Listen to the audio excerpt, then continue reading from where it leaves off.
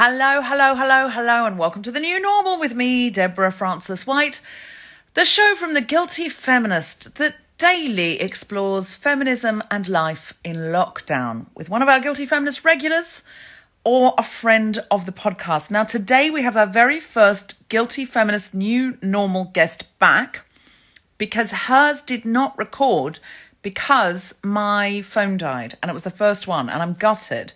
Because she had a great T-shirt slogan as well, which I'm sure we'll hear again today. Yes, it's Alison Spittle. I'm just going to put my glasses on so I can see you. Hello to all of you lovely people who are tuning in. Thank you so much for tuning in. So I'll wait a little bit to bring Alison on so that I don't bring her on before everybody's joined. But I will just say that our T-shirts are going great guns. They're only made on demand, so they're printed on demand. So there's no waste. But if you print one, 100% of the profits goes to the artist that said the slogan, or if they feel financially stable at the moment, we redirect that to another artist who is struggling to pay their rent or pay the bills. People are excited about Alison. Hello from New Jersey. Hello. So go and check those out. There are some really good slogans. Ellen Jones's has done well. Big Gay Mess. There's a new one out from Rubes Walsh. I don't know if it's up in the shop yet. Might be. But it's Utterly Alone. And I think it's something like Utterly Alone and Utterly Irrational. I think that's going to do well. Okay, Alison has requested to come on and we've got a few people watching. So we're into the hundreds. If we're 100 above, we're ready to go. So let me bring Alison on. And Alison, join 5, 4, 3. This is just how Graham Norton makes telly now. Hey! Hello! There she is, and she always makes an entrance. If you're listening to the podcast version of this, she's slid into frame on a wheelie chair with the most incredible headdress. Thank you very much. Thank you. It's 2 headdresses. Very excited. How are you, Alison Spittle? I'm good. I'm okay. I got a busy day today. I'm doing a co-video party, and today it's Goodfellas. Oh. So I'm going to dress up as Martin Scorsese's mum, and I'm doing a painting. I'll show it to you. Nice. So this is a painting here that she held up with the 2 dogs and the old man with the face. So I'm going to try and complete that before the film starts. And oh, fantastic! Yeah. Oh, fantastic! Yeah, what's the film tonight? Goodfellas. Goodfellas. It's a classic. I just cut out a bit when you said, yeah. That is exciting. Is Goodfellas the one? I feel like I know. Tom's made me watch it. Is it the one where am I a comedian to you? Do you find me funny? Yeah. Yeah. Yes, it's a brilliant film. There's one scene with a lot of women in it, and it makes my heart fill with joy. And I would love to see a film just based on those characters. Like a whole 2-hour film would be beautiful about those women. Yeah. I mean, they rarely get their own film, though, Alison. I don't think you should get too excited about that idea. Most women don't need their own film, do they? Women need a scene in a man's film. And we get the idea. There's no need for a whole film about women. We can remake the film that men make for our audience. Wouldn't that be perfect? Men love it when we do that. Oh, they've no issue with that. They're so willing to share. It's great. You enjoying a Diet Coke? Love it. I am. This show is now sponsored by Diet Coke, Alison. Oh, right. They don't know that, but every day I hold up a Diet Coke and say, sponsored by Diet Coke, because I'm hoping they're going to give me £10,000 as a joke. Well, as we know, Diet Coke are very against the patriarchy. I think their slogan is "fuck the patriarchy" with Diet Coke. So no, you've ruined my sponsorship opportunities now there. You've ruined it. But the reason I think they might give me £10,000 is, remember the Diet Coke ads, the Diet Coke break? Da-na-na-na-na. And that was a sort of like guilty feminist flip on the idea of women watching, of men watching a woman, like a secretary, like a Mad Men style secretary walk through the office. It was the women would take a break from their office job to go and watch this like window cleaner who was a really hot, like Magic Mike type guy. This, you might be too young for this. And No, they'd I all remember stand it. there, and it was called Diet Coke break. This ad. It was like, let's take a Diet Coke break. And it was when the window cleaner came, they'd all go and get a Diet Coke, and then they'd stand by the window and like watch this hot guy. And I always remember the music. Da-na-na-na-na. And so I feel like a lot of feminists are powered by Diet Coke. This is where I get a lot of my caffeine from. I do a lot of my Yeah. feminism on Diet Coke. So what I'm hoping is they'll give me £10,000 as a joke. Mm. They I get think great publicity. they have it spare. I can't see it not being a thing. I've worn like a leotard for you today. I'll show it Have to you? you. Stop it Yeah. right now. Oh my God, that's phenomenal. I know. It's Wow. actually a swimming costume over Yeah. over one of these. I'm just very excited to be socializing with someone and talking to someone, so it's been great. I know that feeling. I do know that Mm. feeling. I put some makeup on for this. So Oh, yeah, I'm starting to put on like eyelashes every day because Kerry Pritchard McLean, the yeah. fabulous, the iconic Kerry Pritchard McLean, who was The the she's a the glamour human queen. rhinestone. That's what I would call her. Like Human the, rhinestone, absolutely. She's yeah. a very, very glamorous woman, but she's Mhm. also she's got a down to earth glamour, which I really admire. Yes. It's not a Yes. hovering glamour that makes everyone else feel rubbish. She No. is completely rooted and grounded in glitter. Look, she's a yes, absolutely. She's like the most glamorous person on a soap opera, and I mean that with the nicest. Do you know that kind of glam? I mean, is that complimentary? The most glamorous person on a soap depends on the soap opera, I suppose. Oh, I was sort of Yeah. thinking of an American soap opera, but you mean like I she's? was meaning EastEnders. I was meaning she I would know what you be mean. a or no, like Coronation Street, like Yeah, just like a an glamorous one. EastEnders Corrie, Yeah, one of those characters you can always rely on, completely fabulous, but just eight almost marriages, breaks hearts. You know, break a beautiful. heartbreaker. Yeah. Oh, Yeah. yeah. For a minute, for some reason, when you said soap opera, I thought of like one of those American soap operas where they're all very brittle and they've Oh, all got sort of like that kind of face. But you're right. In Corrie or EastEnders, she'd be a heartbreaker, but yeah. also a heart maker. You know, she'd be the Mm. someone who would allow other people to come into their own sense of self-expression. Yeah. Um, In American stuff, they always receive news like this. It's like, wait, uh, I think not. You know? we could play that out. We could play that out. Yeah. I think your character should be called Divaly. So Oh, I'll give you a line. So you turn away and I'll walk into the okay. room. So I'm going to walk into the room. Okay. Divaly, Steed's here for you. You leave me and my baby alone. That's my baby. Sorry. Steed will not be happy. Steed is the father of that beach ball. Is he Steed though? has every right to see his child. You tell Steve. I was gonna kick the ball, and I was like, that would be a bit much for his hope. Yeah, that would be a bit much. That would be a bit much. Yeah, Steed but is at the door, and Steed is at the door, and he wants to see his own flesh and blood, unless it's not really his baby. boom, And boom, that's boom. all along. It's a beach ball. It's a beach ball. It never was a baby. I don't know how to tell him. He's gonna know. Is it his beach ball at least? Yes. What do you take me for? It is his beach ball. Sorry. I've just gone mad, Deborah. I've just gone mad, and I feel No, we all have. I bought a load of nature. wigs, Deborah. I don't know what to do. I wish I had your first one because it was nothing like this. I so want to compare these two. Yes. Do you know what I'm calling this period? Because I was just writing for something. I had to write for the Telegraph about my lockdown, and am I allowed to say that? Too late. I've said it. And one of the things I was writing about is the archive of the new normal goes from people genuinely being like in shock at first into a sort of mourning, like where a lot of the comedians and activists we're talking to were crying, and then into a sort of resilience and making it work, and like this is we can do this, and this is how. And we are now in the phase that I call Lockholm syndrome. Yes. Where we have been owned, and we're like quite scared of going back out there again, and what it means for our lives to be dashing around.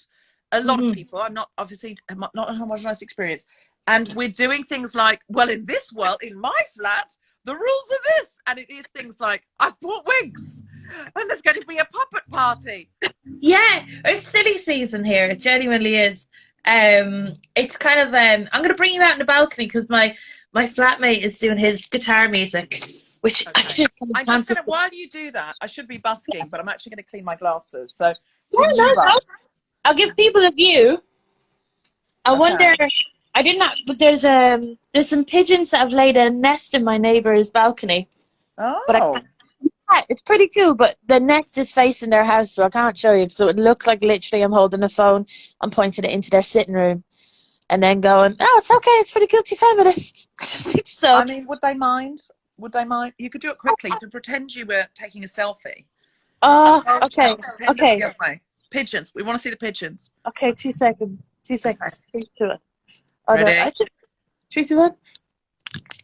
Oh, I'm going in. I'm going in. I don't want to be like that. That was totally. I couldn't have made it. Why did I make a noise? Why did I make a noise while doing that? That was. If you hadn't made a noise, they never would have known. I know. I know. Now I'm looking like they should. Oh, it'll be fine. I'm so sorry I pushed you to do that. I You feel very did, but bad. look, I'm living on the edge. It's fine. It's fine. I don't feel that was consensual. I'm so sorry. No, you're cool. Don't me to me for forcing you to voyeuristically video your neighbours. But that's how nice you are. That's how you would be me too. Me too is like just a pigeon, you know? It's just looking at a pigeon. Yeah. It's worth it. I mean, if that's the hill I get cancelled on, I'm happy to go down on. No, absolutely. Yeah.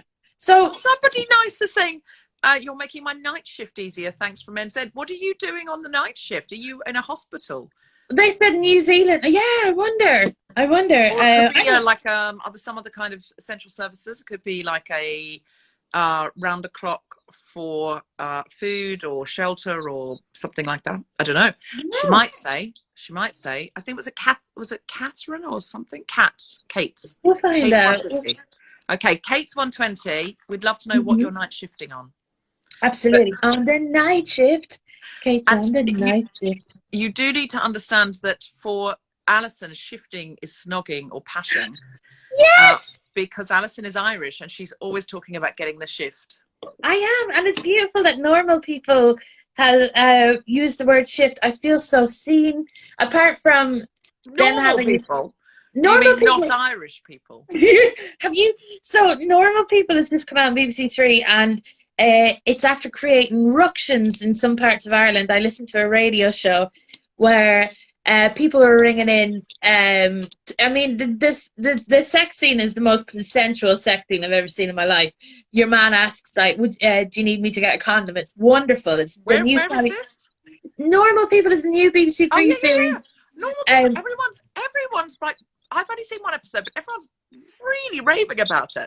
I wasn't sort of like, oh my God, doing backflips. I think it was over hype, but I'm going to stick with it because people are raving about it. By the way, Kate's 120 says she's a nurse. Oh, okay. Hey. She's nursing and procrastinating with her notes, and we all love you here. We love you. Thank you for nursing through COVID. Yeah, thanks, Kate. Guilty feminist hugs. I'm going to give you a good feminist hug. Okay. Virtual hug. Okay, right there. Right on the tip. Are we... I don't want to accidentally kill the call. This cybering, Deborah. Is this what we're doing? Oh my God. Instagram will cancel us. I know. You're allowed to do cleavage, you're just not allowed to do nips. Okay, frottage. We're doing a bit of Instagram frottage. But yeah, sorry. Frottage. I mean, I'm getting cancelled on pigeons. You are definitely getting cancelled on frottage. I will. I'll go down with that. Frottage is the thighs. Isn't it rubbing something between your thighs? No, it's like rubbing with clothes on. It's grinding. It's great because in Ireland they used to have nuns that would go to discos that would watch the teenagers dance, and then they would put a ruler between the two teenagers and go, "Leave room for Jesus." They'd have to like leave room for Jesus. Yeah, I know. I think I've heard that also for the Holy Spirit. Leave room for the Holy Spirit. I wonder how big the Holy Spirit is compared to Jesus. Like, is there a different kind of sizing or what? Well, I would think leave room for Jesus is a whole man, and he was probably quite well built. He was a carpenter, and I feel like he was a perfect man. I can imagine he being quite, I don't know, what is a perfect man though? I mean, that's sort of quite body fascist to say perfect man. But the Holy Spirit is sort of, the lever of the Holy Spirit's good because the Holy Spirit could slide in very wafer thin. Wafer Yeah, thin. like wafer thin ham. Like the Holy Spirit is a condom, basically. It's just that Oh. a Sandy millimeter J says, between. what's Jesus doing on the dance floor? Good point. I know, especially between teenagers. He's going to get done now sometime. He shouldn't be Do a you think teenage Jesus is disco. going to get me too for sliding between snogging Teenagers. teenagers, I shifting do. teenagers? Somebody Someone says just, John Hamm. Oh, Jesus is John Hamm. Yeah, that would be my John. That would be my Jesus. John Hamm with the beard. nice. You'd be crying at that crucifix. Hey, John Watching Paul it says, be. leave room for cheeses is my mantra. That's a very good mantra. That is a very good mantra to have.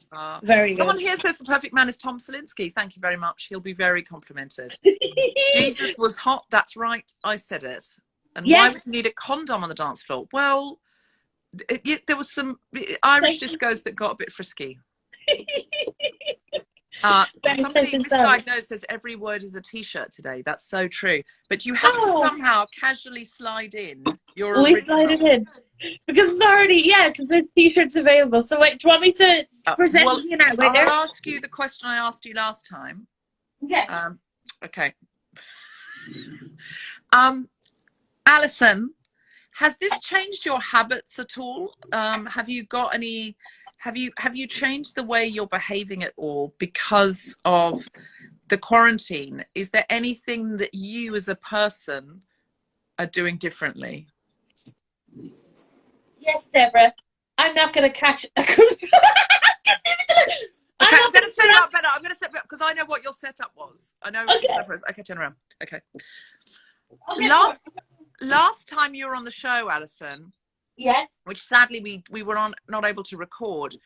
You said that one way you changed your habits was that you husbanded your resources and your groceries a lot more.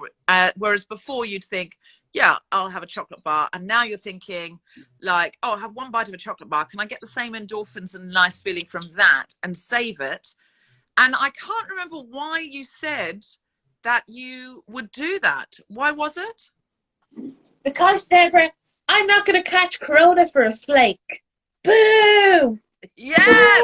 Boo! Exactly. That's the t-shirt catchphrase.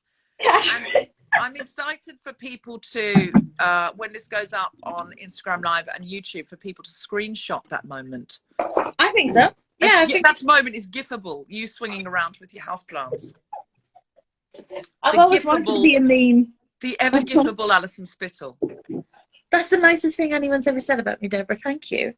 So I saw somebody say to Susie McComa on Twitter after her latest episode came out, said, I can't prove it for sure, but I'm something like, I'm incredibly sure that my dog would like you. And she said, that's the nicest thing anyone's ever said to me. I'm sure my dog would like you. Isn't that great?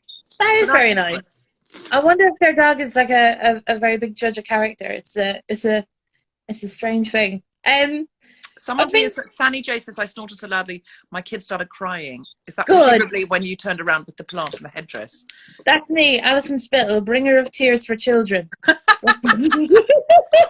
I need to ask you some questions. Yeah. Because I'm interested to see if they're different from last time. Yes. Has anything surprised you about this? Yeah, people's behaviour has surprised me in positive ways. Good or bad? Yeah, good and bad. I mean, it's do you know what? My mum has been amazing and she's really come into her own. Kind of my youngest sister on her side has just turned 18 and she's been volunteering and really community minded, and like my mum is an absolute inspiration to me. So that's been good. The negatives, I don't know. I think I've been surprised by how homesick I am for Ireland as well. Because I've been living here nearly 2 years and I was born in Britain. But I found myself kind of adhering to Ireland's lockdown laws rather than here because, and this is not, I don't want to get political on it or like. No, get political. We love political at the Guilty Feminist. Boris just had a baby and I know that like he's not able at the moment to listen to criticism. But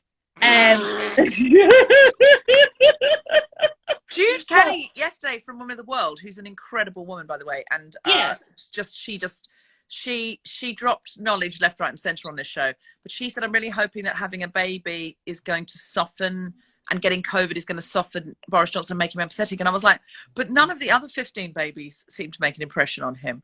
He's got so many babies. He's got babies he won't admit to. He's got babies he doesn't know about. None of them have activated his empathy.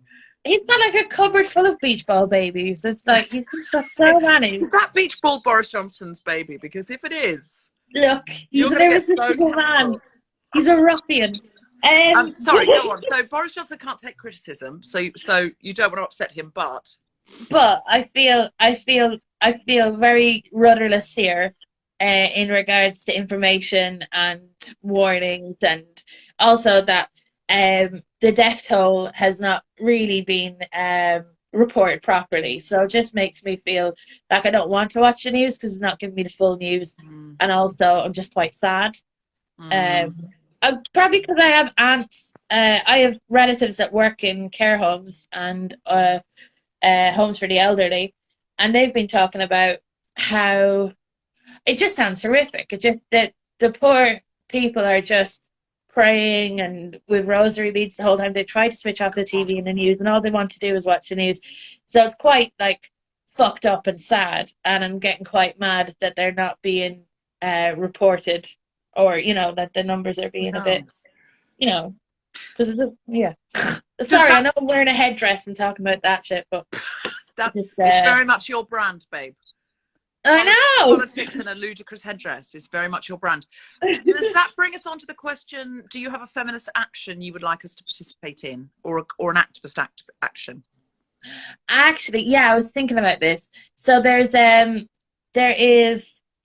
individual one, actually. There's this little girl in my town that has got a tumour and can't get help in Ireland and has to go to America, and she has to raise a lot of money. And I know I was supposed to do a gig actually this weekend to raise money for her, but that's gone. So I will find the GoFundMe for her medical bills, and I will send it to you. And I'd love if you could donate to her today, because I'm sure everyone has picked domestic abuse charities, which are great, and and also Trussell, and there's been lots of big ones, Choose Love, that kind of thing. But if you have somebody personal, we could make a big difference to one individual. Yeah, it'd be wonderful, because imagine having the stress of having a child with a medical condition that you need to travel for, and also being in the middle of a pandemic. Like, it's just too much. So I'd like to help them. Babe, if you make a story with a swipe up feature and then send me the link, I'll put it on the Guilty Feminist and with a swipe up.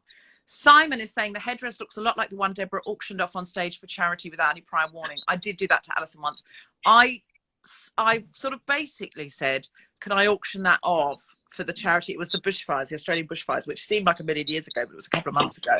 Well, that's the last time we saw each other. I think so. Doesn't matter. No, was it?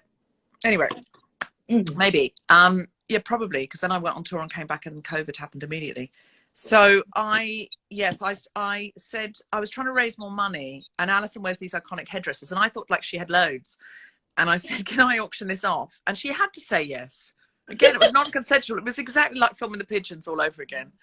And it was the original Filming the Pigeons. And then there was this back and forth, and the man I think he was just trying to put money in. He didn't really want it. And Alison could see he was just going to chuck it away or give it to somebody. So she was like, can I give something else instead? I think you offered to give a sexual favour instead. A hand job, I believe, which I think is the monetary equivalent of a very nice headgear. Anyway, just to be clear, no headdress or hand job was exchanged, and no animals were harmed in the making of that benefit. And no, he didn't take. He gave the money and he didn't take anything, I think. Which, nice guy. Yeah, I think he probably woke up next morning with a hangover, thinking, "What the fuck did I do last night?"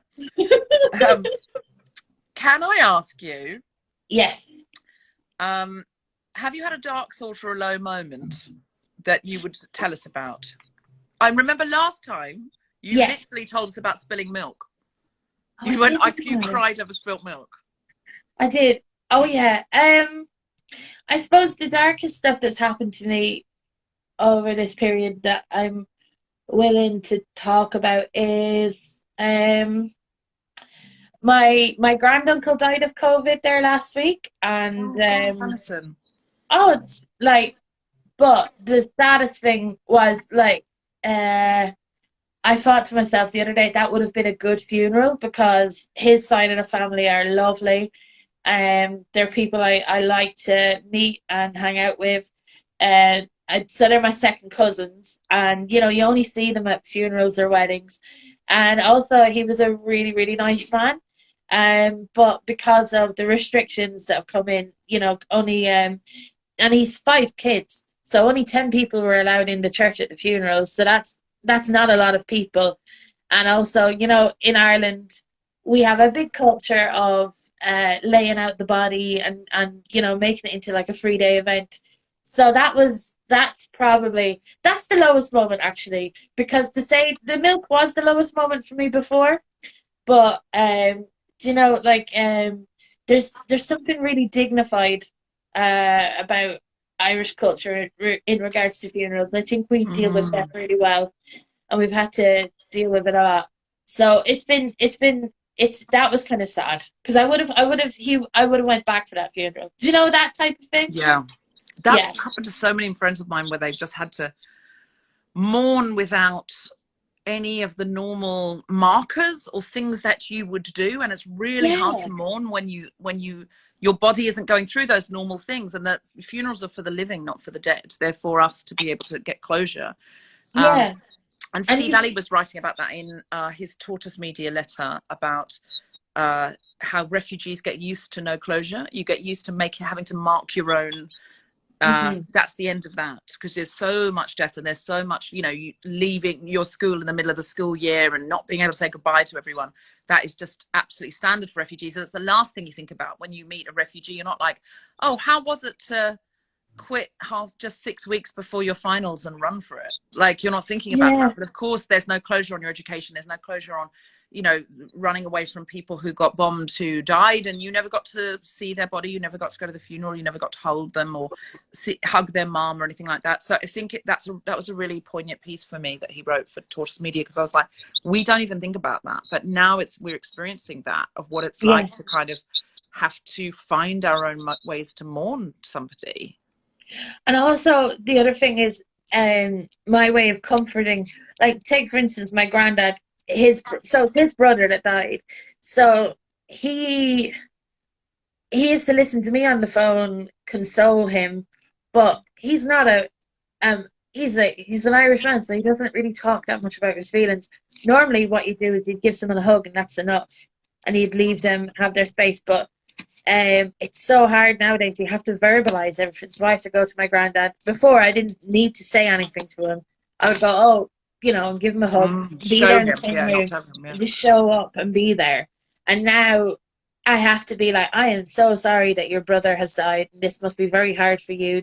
You know, nobody wants to hear that. Like, it's so. I think that's the thing is like there are a Mm. lot of people that are not verbal and have got through life perfectly fine and are able to show their love through you know little things that they do for each other or touches or whatever.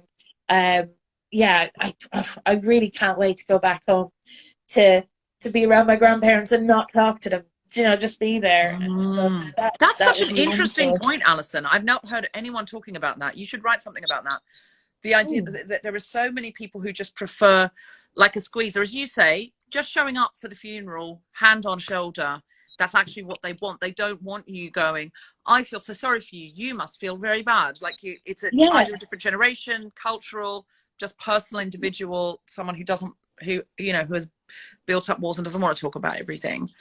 That's yeah. so interesting. And yeah, now you have to. And there's what ways are there of, you know?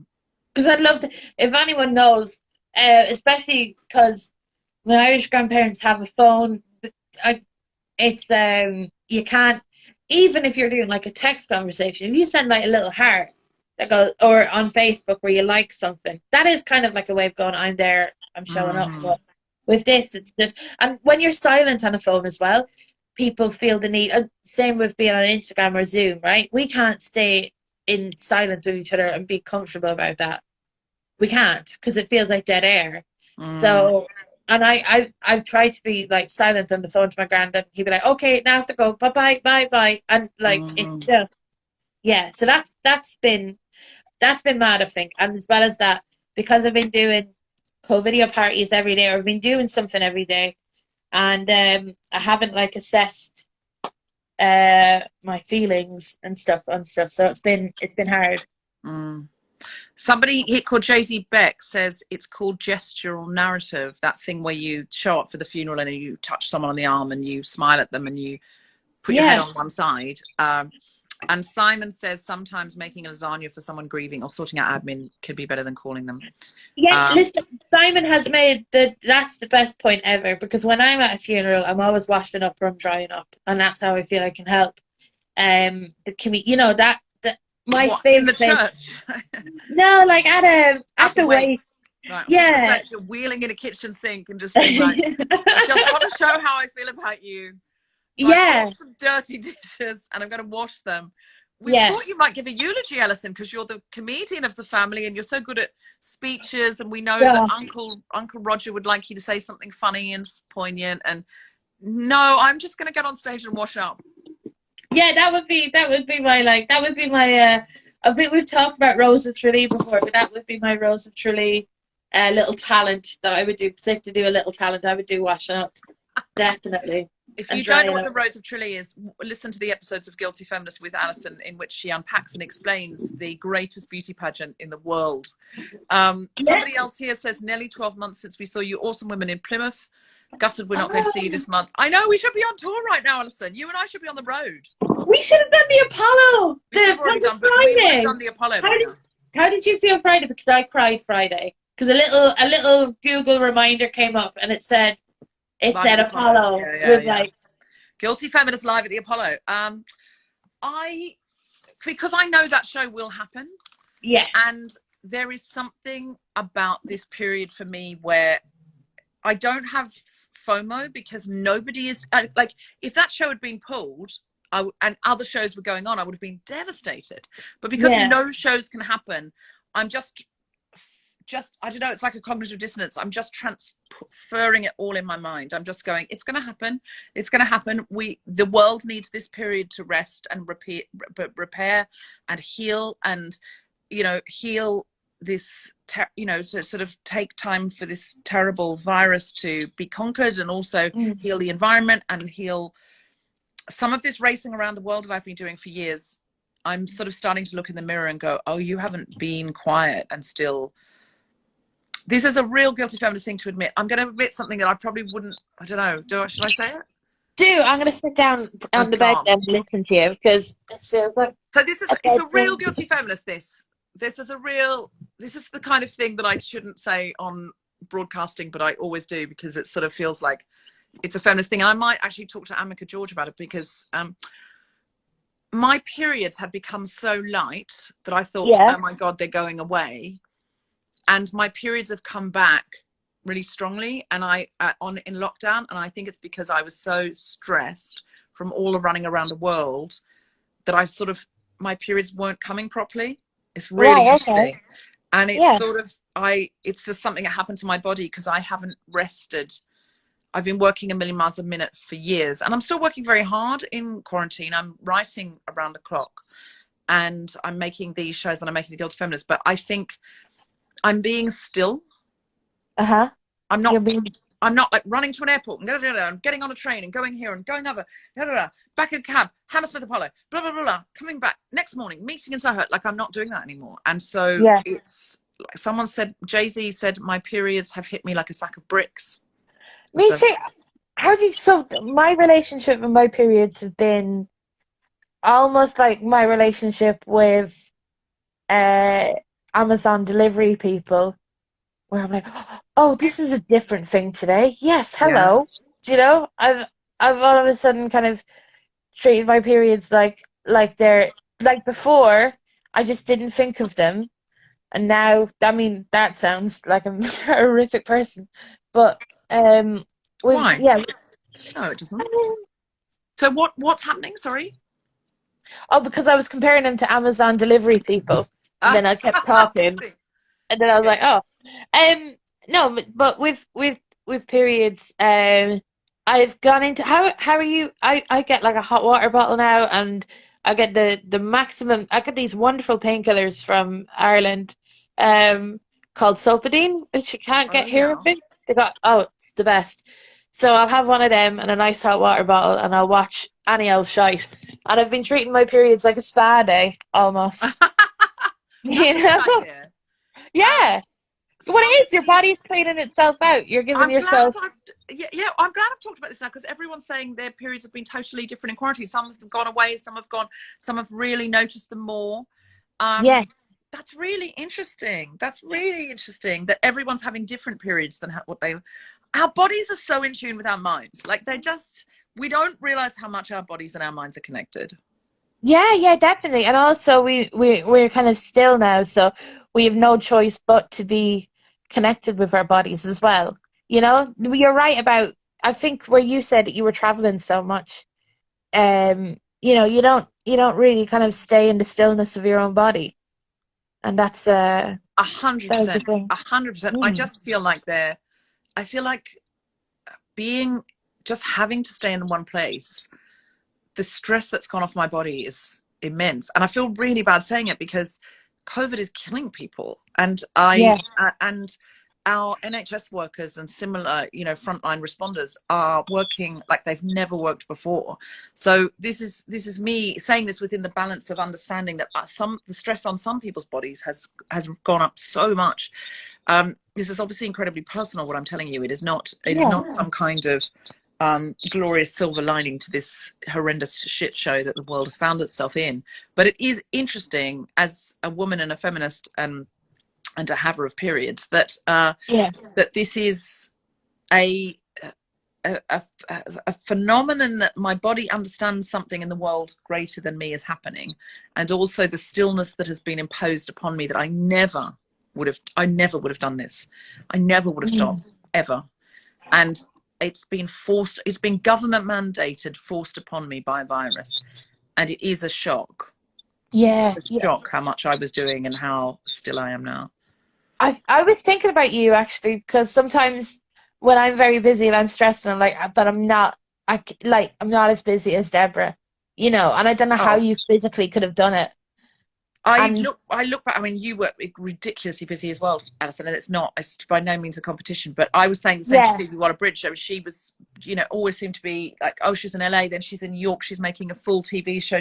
I don't know what she's doing. She said on the show that she's really calmed down. This has been a period of sleep and yeah, restorative, same thing, balanced in with the privilege of being able to sleep and not being an NHS nurse. But it's yeah, yeah, it's somebody here saying, hey, Hev saying it's like Sindhu said, it's time to go inside. And Sindhu's episode is ridiculously good. It's so mm, she was talking I about watched grieving her it. It was mother. Oh, incredible.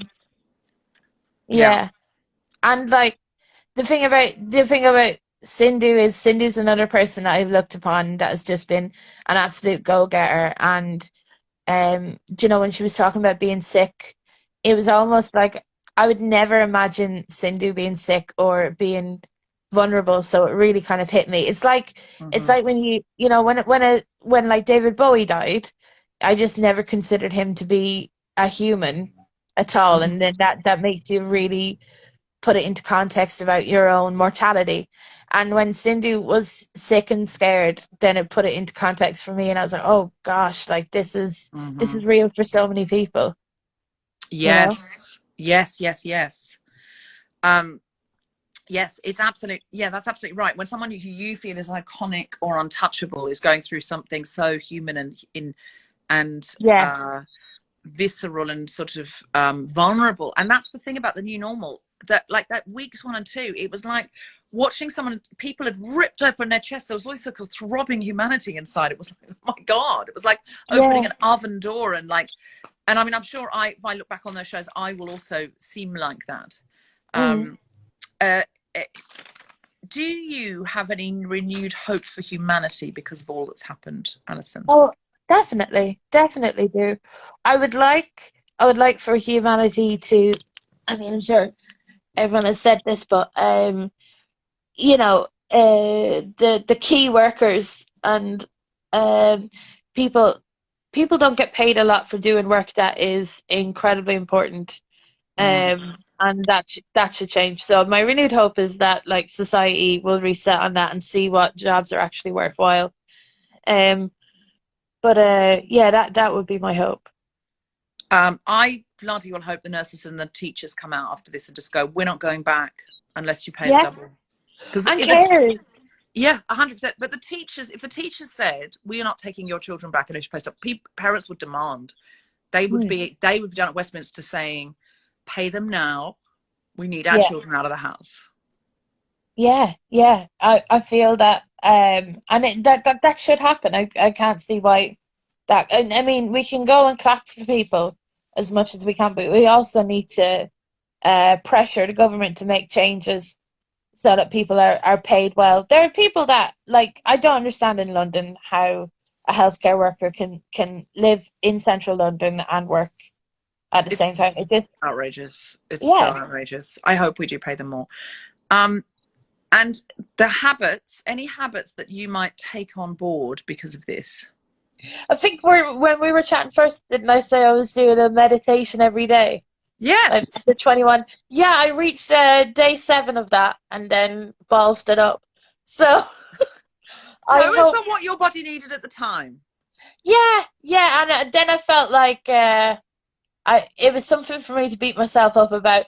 So um, I think I'm just going easier on myself psychologically and trying my best. And I need to cut myself slack because I feel Yeah. that every day I'm a disappointment to myself in different ways, which is really, That's another t-shirt. I know, Every I day feel I'm like, disappointed myself. The new normal, Alison Spittle. Stay at home. but I do because sometimes I have such, I don't know what is with me because sometimes I'm very ambitious and I'm very coherent and very good at doing stuff, right? And Mm. sometimes I'm just like really surprised by myself and I'm like, oh, you did a good job there, Alison. You really put faith in yourself and you did it, right? But most of the time I'm not. And I just not most well some of the time I'm not and I feel like I need to it's been hard to it's been hard being in this quarantine and feeling like I should be writing and I should be doing more and There's no should be in quarantine, babe. I There's no should know, be. There only is arisen. Um, if you, what I find is, excuse me, yeah, so to get into therapy. But I just think, can you just put the camera down a bit more so I can see your face? Thank you. yeah, sorry, Um, I hate my neck. I know that's fucked up. I keep doing no, this it's a all the real time. feminist part. It's, oh, I haven't asked you. I'm feminist Yeah. part, so I must. But no, you can put it down wherever it makes you feel comfortable. This is not a pigeon situation. I Wait demand to there. see more of your neck. Do you know what? I'll just sit in the chair. I'll just sit in the chair. Whenever I'm lying down and you Yeah. know that selfie camera comes on you unexpectedly, I'm like, oh my god, like Especially when I'm lying, it's fucking arresting. It's it scary. is. I don't believe in that. Should not be a function. You should have to Yeah. demand the selfie camera comes around every time. You should have to say, yes, please, I'm ready. Yeah. I need to make a headdress with an attachment that just holds there. And I can just It's have it like that all the time. nice. That's a good Yeah. idea. That's a really good That idea. is, What were we yeah. talking about? I feel like we were You talking were, about something. you were going to go into therapy, I think, or Oh, something. therapy, yes. No. What I found is if you do want to do some writing, the best thing to do is active relaxation, where you go, um, this afternoon, all I'm doing is Yeah. watching 3 episodes of Normal People. That's my plan day. That's my schedule.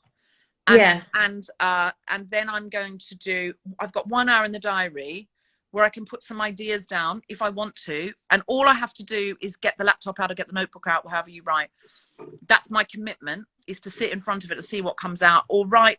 Just put, don't take your hand off the page and just see what comes out. Be curious as to what comes out. Just do 5 minutes of automatic writing or something like that, where you're just letting anything come out, like your daily pages. And then if more wants to come out, invite it to come out. Like, be curious to see, like, show up to see. But active relaxation is the best thing you can do for yourself, because what I normally do is, like, I just think, oh, I'll just watch one more episode of this and then I'll definitely write. I'll just I'm just noodling around on YouTube. I'm just doing a bit of research, and then you just sort of think, oh fuck, I'm still on YouTube. What am I doing? But actually schedule in, like, 2 hours on Yeah. YouTube just having a look at some nostalgia. And that release, that's what I'm meant to be doing. It takes all the guilt away, and it's really lovely, because then suddenly you think, oh, that's reminded me of this. Oh, I wanted to write that. And it's the problem is when you're spending hours online, dwindling time away, and the whole time you're feeling guilty because you're not getting the relaxation and you're not getting the writing done. No, no, you're so right. I feel just so guilty for existing. Like, um, Babe, I know it's so fucked up, but it's true. It's like, for yeah, existing, but you're the most yeah.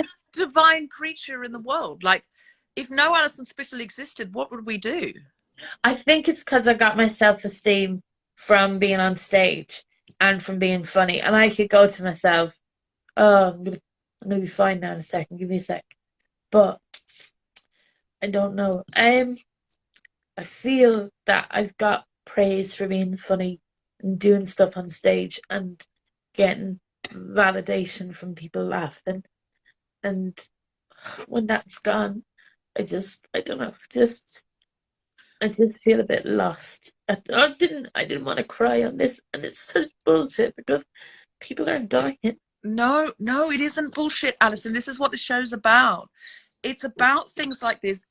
It's true, like where we get our confidence from. I think Jade Adams was talking about this, and she was saying she's saying exact same thing. She said that's where I get my confidence, is my performance side of myself. And if I'm not allowed to do it, what Yeah, it just, you don't realize how much your confidence comes from those things. And I I think I'm doing some kind of cognitive dissonance thing, because I can't even, to be honest with you, imagine performing right now. It's so, I've had to push it away because I can't look at it. And I think what you're doing now is very healthy. It's very healthy to just go, this is really, was that a bottle of wine that you just swagged from, by the way? It looked like a no, bottle of wine. it's just water. It's just I mean, I water. just love it. If it was like just a bottle of Chardonnay, it's just like, I do have alcohol. I should do maybe. No, I it's a get really you. healthy thing to feel and to process it and go, I absolutely understand what you mean. And the thing is, Alison, you Yeah, are funny wherever you are, and whoever you're talking to, and whether you're talking to nobody. You are not less funny and talented now than you were 6 weeks ago.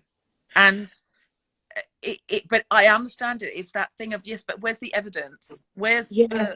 Where's the practice of that? Oh, Um, babe, and I know if I heard someone talking like I'm talking, I would go, "You're being ridiculous." I know it's so weird. I think Nobody thinks I, you're being ridiculous. You're not being I ridiculous. know, yeah, You're no, not. and You're not. I think I would give another person a lot more compassion than I would give myself, and I need to like sort that. The other thing is just like I just feel sometimes that I have to when I was a teenager and stuff, I felt like I constantly had to apologize for who I was. So that was being like a fat, gregarious person that liked to wear bright colors. Mm-hmm. And then, but I would be funny and no one could go at me because I Mm-hmm. contributed something to the group or whatever. And then I got a job out of being funny and I loved it. And like everything good in my life has happened because I've been funny and people have liked me. So therefore, like I got opportunities. And I don't know, like it's just I know myself. It's so ridiculous because when I verbalize it, like I just know I'm wrong, but No, oh Alison, so many people are going to watch this and relate to it, because there's loads of people with loads of different jobs that they can't do, or they can't do well at the moment. And a lot of people are furloughed and they're like getting 80% of their salary, and they can't do the thing they love. It's like illegal to, because then their company will have to pay the money back, sort of thing. So people relating to this left, right and center, Alison, it's not ridiculous. It is absolutely human. And it's yeah, really good to remind ourselves how much of our joy and our confidence and our self-esteem comes from the thing that we do and the thing that we contribute, and to build up what you're doing now is you're building resilience and muscle without that. But at the same time, you're grieving and mourning something, which is completely valid. But what I'm going to say to you now is really important. yeah. We will be back there again. It's not going to be that long. You and I are going to be at Vicar Street on that stage. with Yeah. hundreds of screaming. You know, Vicar Street's my favourite place to play in the world, and I always feel bad for everywhere else. Like, I love playing the Sydney Opera House, I love playing Newcastle, Glasgow, New York, incredible. But Vicar Street is special. London, Royal Albert Hall, we played. I mean, incredible. Yeah. You and I have done so many shows in so many parts of the world together. But Vicar Street is really special, and I've only played Vicar Street with you. I would not want to play it with anybody else, and I hope I always get to play it with you. And it's the funniest shows I've ever done, have been with you in Vicar Street. I don't really know if I've ever done a funnier show than all the shows I've done with you in Vicar Street. And we will be back on that stage again. The Gay Michaels will be in the audience. That crowd, your home crowd, who fucking adore you. And when I say it's Alison Spittle, they go ballistic. It's like a rock concert. It's like I've brought out all of One Direction, but, you know, reunited with the Beatles, who've been half of them have been resurrected. It's amazing. And we will be there again, and we will be funny again. And, you know, this is a period. This is not evidence of anybody's worth. Yeah. This is a period of restoration, and also understandably mourning and you know, personal growth in lots of very hard ways. But I can't wait to be back with you again on stage. Yeah, I totally planned it. Like, I pawned city hats and I got beach balls and the plants and stuff because I just wanted to be. Because I think sometimes when I'm like upset or I feel scared, I just willfully go very stupid and very silly because it makes me feel better and it makes me feel like nothing is really that important. But I'm just gonna blow my nose because I can feel you don't want that on an Instagram live. Oh, But yeah, so I just wanted to be silly and stupid and stuff. But I suppose the other thing is that right before the lockdown happened and stuff, I mean, like for a few months, I've been thinking about my relationship with comedy and what I get from it and and maybe because I've been doing it for a couple of years and you just have a think about it because I've moved to a new country and it's not what it was in Ireland before. And it's almost like I kind of wished it's like there was a monkey's paw thing where I wished that like the world would stop and I could have a think about what I wanted to do, and then it did, and I realized that I just loved live performance so much. And it's like it's ridiculous. It's that's a like, good thing to find out, though. And Alison, you yeah, know, you're one of the most special people in my life. You're one of the people I love the most, and you're really authentic, and you really care, and you're really kind, and those things are as valuable as being funny. And yeah, none of those things have gone away. And you know, your goodness and your real kindness is rare. You really are quite selfless. You genuinely do put other people first, and I want to value those things too, because if we've learned anything from this period, it's that human connection and empathy and compassion are the biggest things that the most important things we can have in life, and they're all more important than money. yeah. And I felt maybe because I was earning, because when March happened, it was supposed to tour Ireland, and I was like, it's when you rely on doing comedy for money. You know, that was my only job. I was like, and that I was having different feelings about it. I was like, oh Jesus! But now that's all gone. I suppose maybe a good friend of mine gave up doing comedy, and we met as comedians, and like she's an incredible person and lovely, and I kind of saw the way her life has gone since she's given up comedy, and it's not really changed. I don't know. I was just having like all these different. And the other thing is it's very hard to admit because comedy is such a um it's such a hard industry to get into. It's also something that everyone feels incredibly lucky to be in, and it's a thing that a lot of people don't get to continue to do. And I feel like almost I was being punished for having thoughts. I don't know, like it's so weird. It's so weird. Alison, Yeah. is there anywhere we can contribute to do you have a coffee account or a Patreon account or anything like that? Oh yeah, I do because I have a coffee account. It's coffee Alison It's Spittle. KO-FI. Yeah, and I do like co-video parties every day. I didn't need to cry. I didn't want to cry. I'm so sorry. I think I'll Don't probably be have a sorry. chat with This you is what this after. show is, and I know. it's all of these things. This is it. This is when the show is actually worth making and having, because this is what all of those people out there watching, thousands of people are going to watch this in the next 24 hours, and they are going to be like, thank God somebody else is crying because they don't feel as valuable in the world anymore. People are going to be like, thank God. Like, honestly, you don't know what it means to people. It means Like, as much to people as making them laugh. yeah, I suppose You with, can with edit it out though if you want. no, feck it. Like, This isn't there's a nothing. pigeon. This isn't a pigeon situation. Yeah, I need to be with the coffee can with I do a co-video party where people watch a film each night, and we've done like 53 of them. 53rd one is tonight, so it's been a long time Absolutely since we've been on amazing. lockdown. It's like it's an I incredible know. film club. People dress up. So Yeah, you know what the film is. People dress up with just stuff that they've got at home. They tweet while it's on. They share their pictures of each other, and then Alison does a sort of after sun, yeah. you're fired type show afterwards, where she chats to someone. I've tuned in for a couple of those and chatted about the Yes, film. you've been It's very good.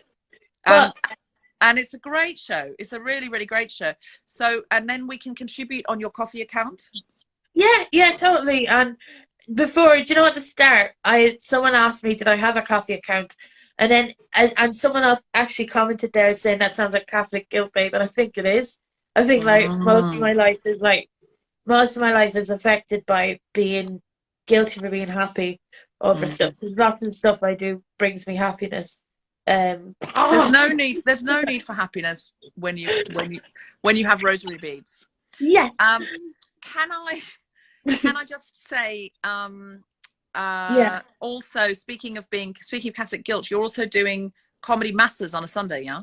Yes! Ah, chicken. Yeah. So, and I love it because I'm very lapsed Catholic, but I did miss mass. I don't go to mass, but I miss the idea of mass. And there's this. So I do it every Sunday, and we have this. There's this lady actually called Carrie Lewis who does chicken dioramas, and we kind of she made up like an Easter a depiction of Christ being crucified as a chicken.